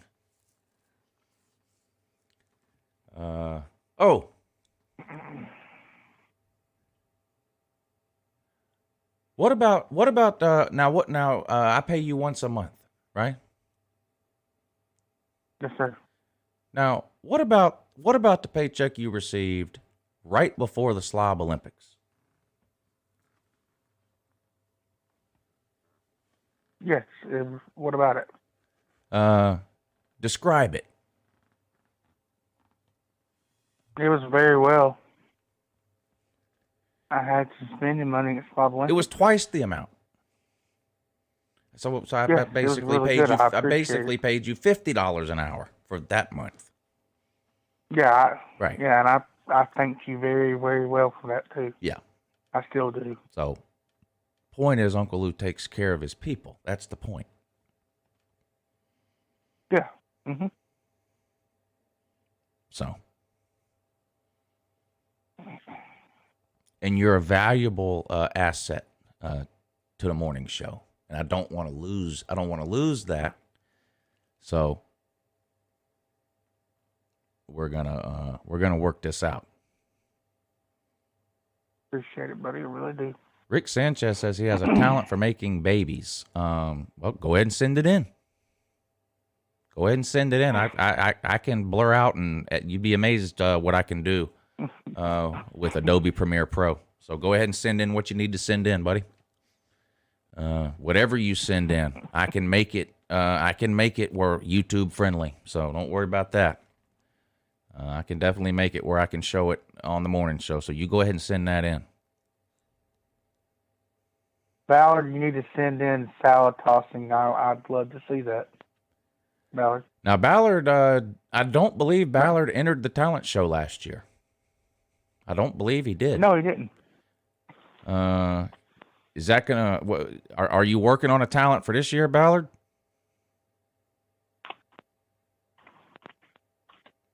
Crimson Brave says he has video game talent. About, and I will rant in. Well, if you have video game talent, get yourself a capture card. Record yourself getting a 100-to-1 KD ratio in Call of Nerds or whatever it's called, and send that in. What's that game called, Jess? Call of Duty? Call of Duty. Call of Duty, yes.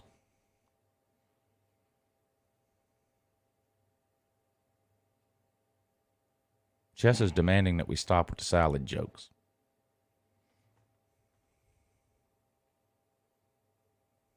No, it's just a joke. Good grief.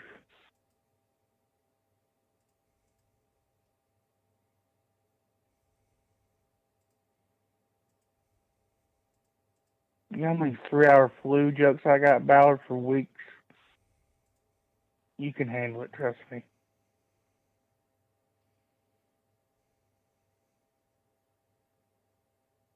Yep, there it is. Melissa May says she's a professional bean flicker. Again, send in the video. Now, I will have to study that video multiple times for scientific reasons, but then I can make it to where I can play that on YouTube. But if you want to send in a video of yourself flicking your bean, not only is that okay to do, again, I'm only thinking about the show here. That's all. That's it. I'm looking at this purely from a what's good for the show perspective. But I'm going to go ahead and encourage that you do that. Yeah, purely for science. Only for science. That's all. That's it. Yep. Roll that beautiful bean footage. CrazyUncleLou@gmail.com. Yeah. I'm going to get myself in trouble. Yeah, I might want to just go ahead and just change the subject. Let's keep it moving here. Is that what you're saying? Yeah. Yeah, that's what I would do. Yeah. Everything I do is purely coming from a what's good for the show perspective, not what's good for Uncle Lou. So let's keep that in mind when people are sending in their bean flicking videos and their procreation videos. Okay? Yeah. All right. Let's keep that in mind. Of course. If we can. I'm pretty sure that we can. I'm pretty sure that we can. Jess, I'm glad we got this resolved. Sure. And I'm sorry to make you wait 3 or 4 days, whatever it was. When did you text me? Thursday or Friday or something? And I said, let's do this on the morning show. Friday. I do this show 4 mornings a week, year round. So I easily could have called you on the phone Friday or Saturday and we could have worked this out. But these are the types of things I like to do on the air because it's entertaining to me, for number one, and it gives me something to do for an hour a week. And that ain't always easy to do. So yeah, I'm game. I'm game. I'll do whatever, man. And just so people know, I'm not a total dickhead. Chess, me and you did talk, and I said if it's okay with you, let's talk about this on the morning show. And you said that's fine. So it's not like I said I'm not dealing with this. Cool, blah blah blah. If you want this, you got to do it on the show. I asked you, is this okay if we talk about this on the show to give us an hour to kill? Yeah. And you said that was fine. So yeah. It was my birthday. It was my birthday weekend. I had a great. Man, you guys were great to me all week for my birthday. Yeah, and I had an amazing birthday weekend too. I did. Several deliveries. That's a happy hour. Well, they deliver now. So several deliveries were made. Oh wow! All of which left Uncle Lou happy, which is the goal.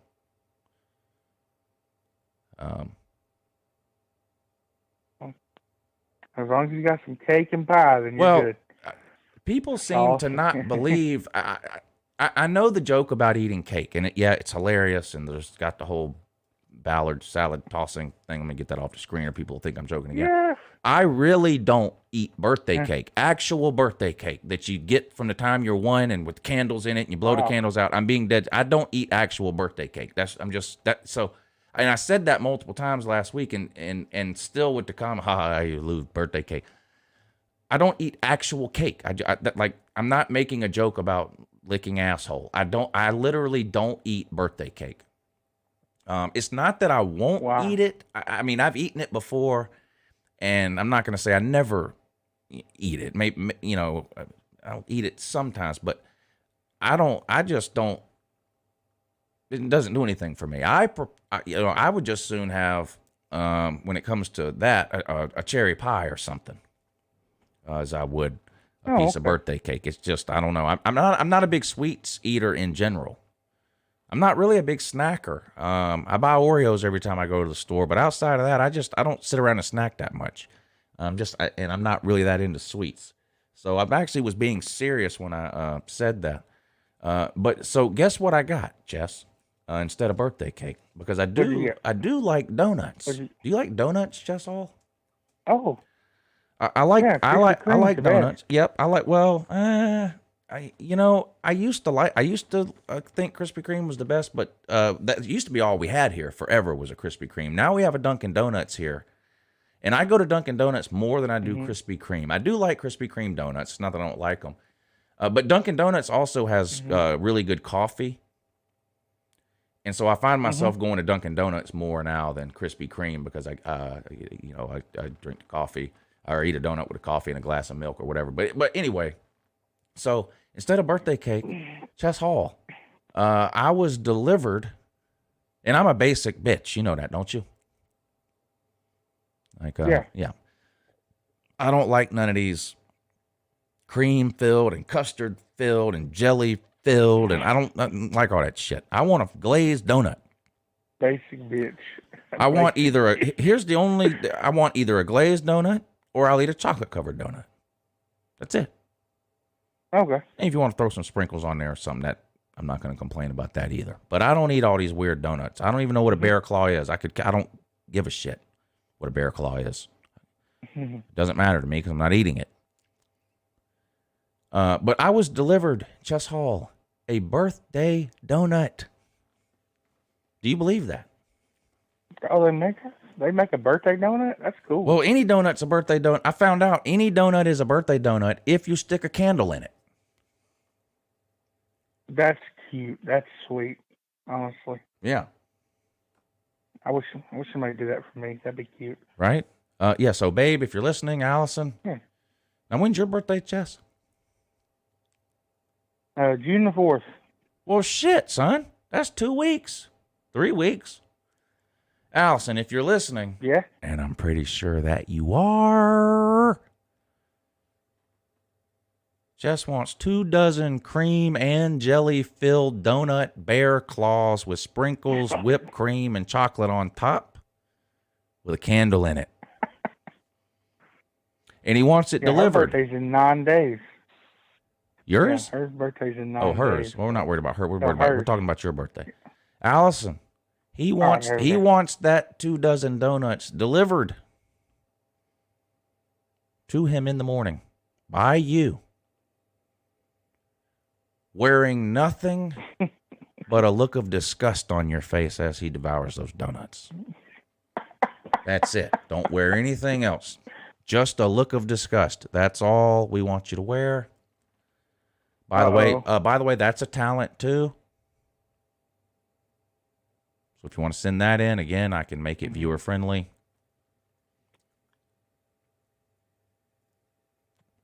You said we will see. My birthday is May 26th.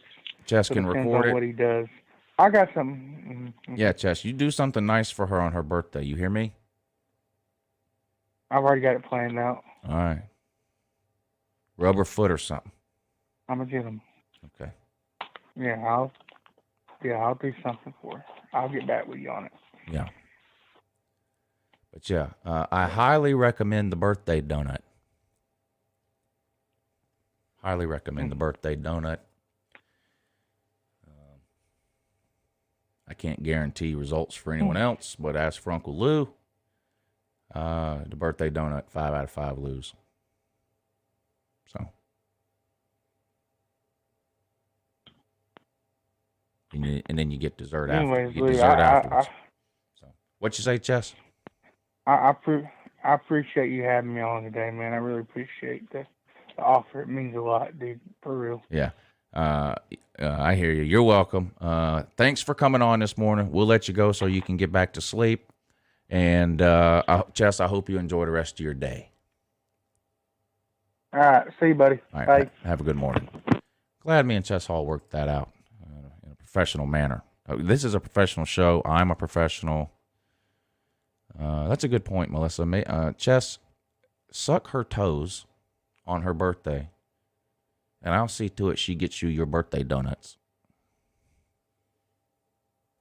But I'm going to need confirmation from Babe that you did actually suck her toes for her birthday.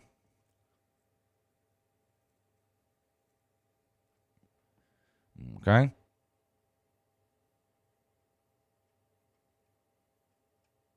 Great.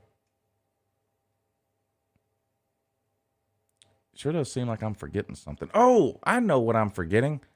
Okay, to all the people, you remember a couple of weeks ago I was talking about the Slob Olympics t-shirts? Let me tell you what a cluster this has been. Where's the thing? Here. So, I suck at making, now I'm great at video editing, I think, at least considering I don't know what I'm doing. I can make magic with Adobe Premiere Pro when it comes to videos. I can't edit a picture. I'm just not good at that kind of stuff. That, you know, the t-shirt designs and all that. I hired it out, the Slob Olympics design. I hired it out last year too. And it worked out. I hired it out again and it is not working out. So here's what I'm going to do. If there's any of you guys that are good at that kind of thing, let's see. I'll pay $50 to whoever can submit me a Slob Olympics design to put on a t-shirt. If I end up using that design, I'll send you $50. How about that? So now if you don't know, it's, whatever, you come up with a design. Don't be asking me. If I wanted to think all this stuff up, I would just do it myself. So don't be asking me, But we need a Slob Olympics t-shirt. It needs to say Slob Olympics. It needs to, Pigeon Forge. You know the pertinent information. Pigeon Forge. It's on the screen now. Slob Olympics 2022, March 11 through 13. Pigeon Forge, Tennessee. Come up with something. We need a Slob Olympics shirt. We need a Slob Olympics shirt. So to those of you that bought a Slob Olympics shirt already, just hold tight, my brother. You will still be the first ones to get it.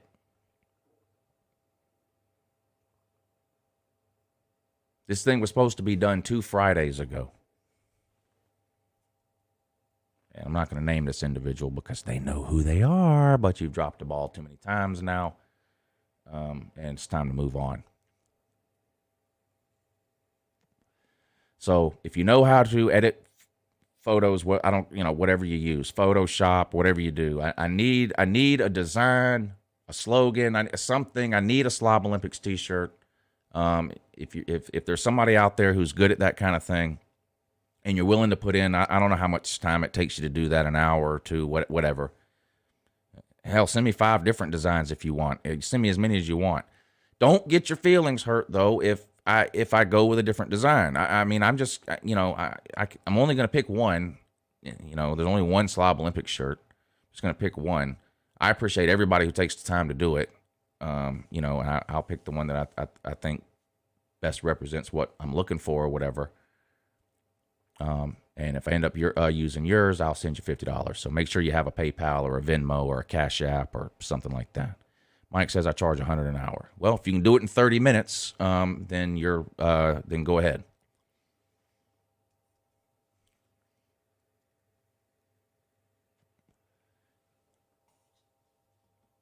If you can do it in 30 minutes, that'll be fine.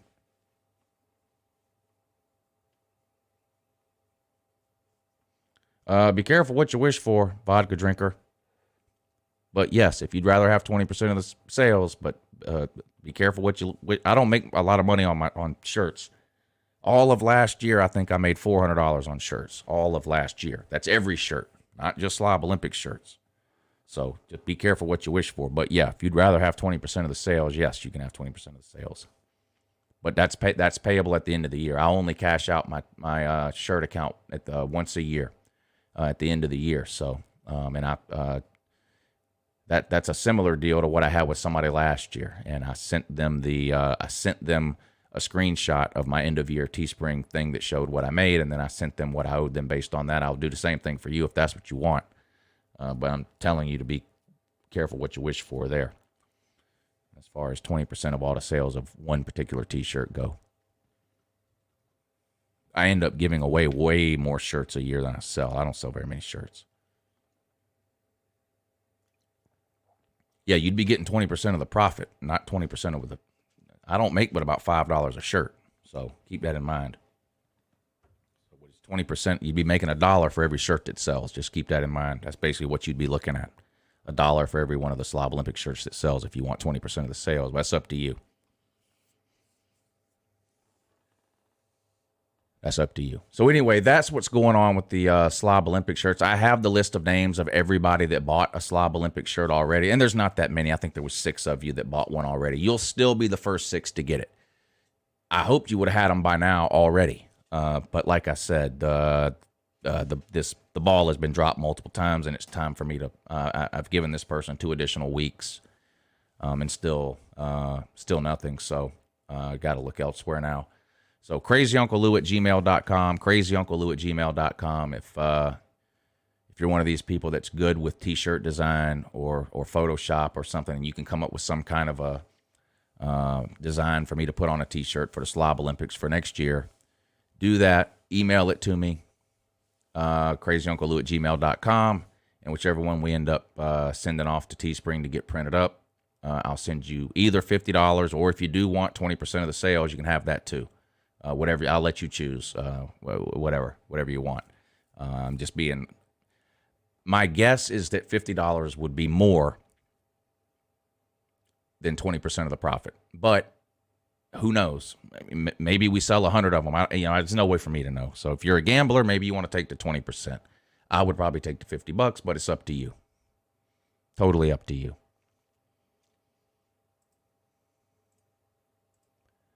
Tomorrow on the show, we do have a guest coming on tomorrow. I was going to say his name, but he actually is in the process, I think, of coming up with a YouTube name, so I don't have to use his real name. So, anyway, so yeah, we got a co-host for tomorrow. Don't know what else we got going on, but we'll figure it out. Tonight, Monday night, on the Lunch Money Show, me and Pigskin Pete. And I'm thinking about tonight on the show showing a couple of the clips that Edward sent in already.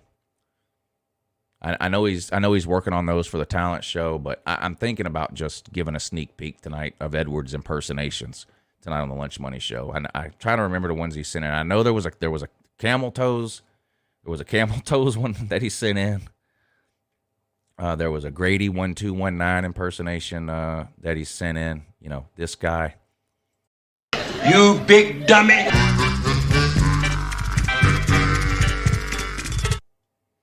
Bacon Ninja says, I got the TV repair shirt. That's my favorite shirt.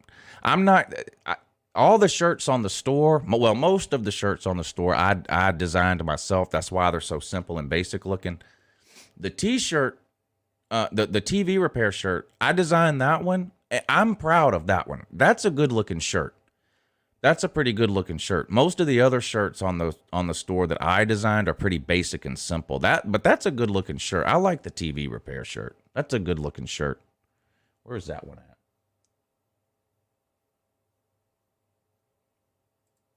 at? This one.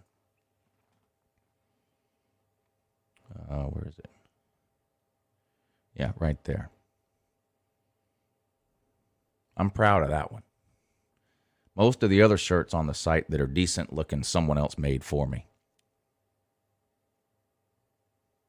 So Anyway, I'm going to get out of here, guys. I appreciate y'all tuning in. Means a lot to me.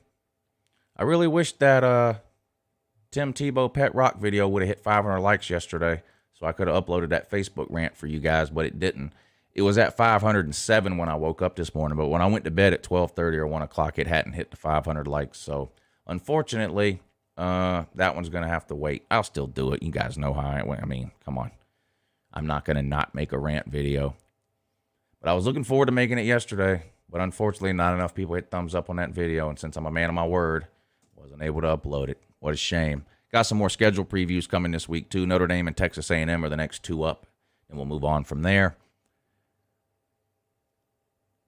Thanks to everybody for tuning in. I'll see you back here tonight at 10 o'clock for the Lunch Money Show with me and Pigskin Pete, and then I'll be back on here tomorrow morning at 8 a.m. for the morning show. Hope you guys enjoy the rest of your Monday, get the week off on the right foot, and have a good morning.